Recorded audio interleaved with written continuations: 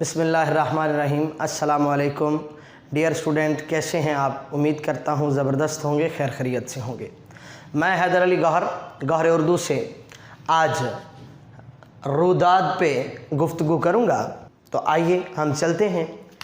रुदाद में कौन सी चीज़ों का ख्याल रखा जाता है? सबसे पहले रुदाद है क्या? किसी मंज़र, तकरीब, सफ़र, हादसा का आंखों देखा हाल जो होता है वो रुदाद कहलाता है। कैसे? हमने ज़िंदगी में एक बात देखी होगी कि सुबह सुबह उठ के लोग अखबार पढ़ते हैं। प्यारे बच्चों, वो रुदाद की ही एक किस्म है। अंग्रेज़ी में इसको रिपोर्टिंग कहते हैं। क्या कहते हैं? रिपोर्टिंग भी कहा जाता है। अब रिपोर्टिंग क्या है ज़रा समझें।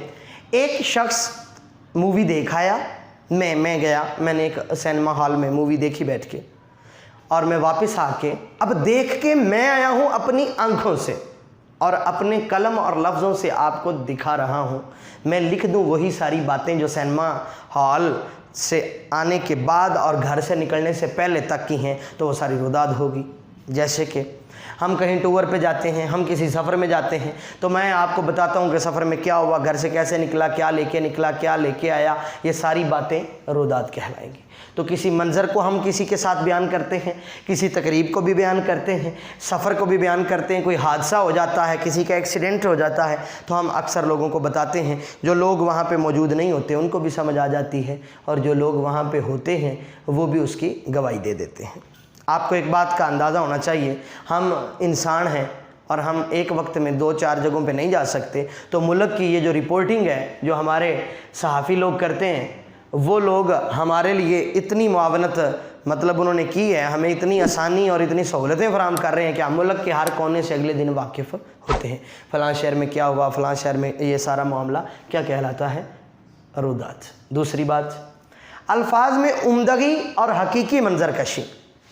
आपके अल्फाज का जो चुनाव है वो उम्दा होना चाहिए, और जो हकीकत में आपने उस मंज़र में देखा वही बयान करना है। झूठ पे मबनी रुदाद नहीं होगी।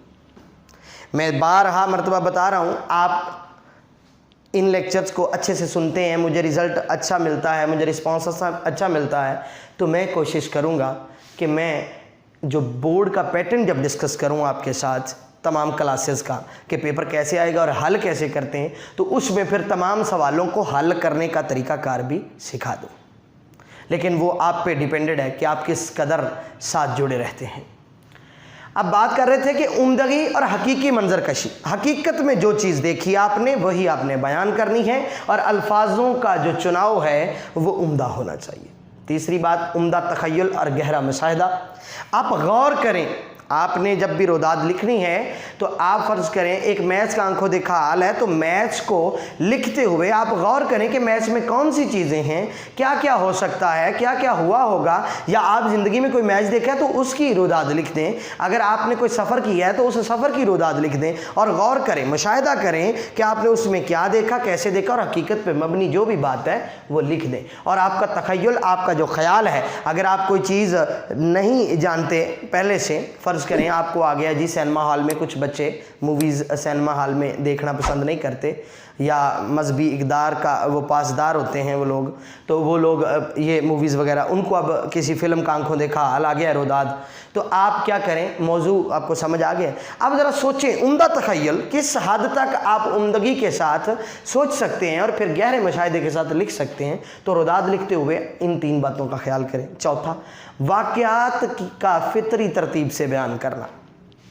ये नहीं है कि पहली बात आखिर में हाँ, रुदाद का अंदाज़ ये होता है कि मैं जैसे घर से निकला, जब मैं घर से निकला वहाँ से बात शुरू हो गई, और जब मैं वापस आया वहाँ पे बात ख़त्म हुई।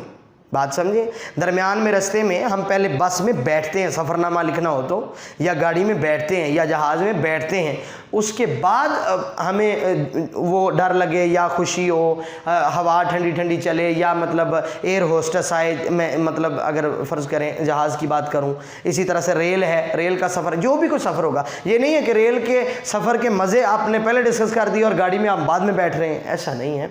आपने वाक़यात का फ़ितरी तरतीब से बयान करना होता है। ज़ाती तासरात और इज्तमाई राय का इजहार करें।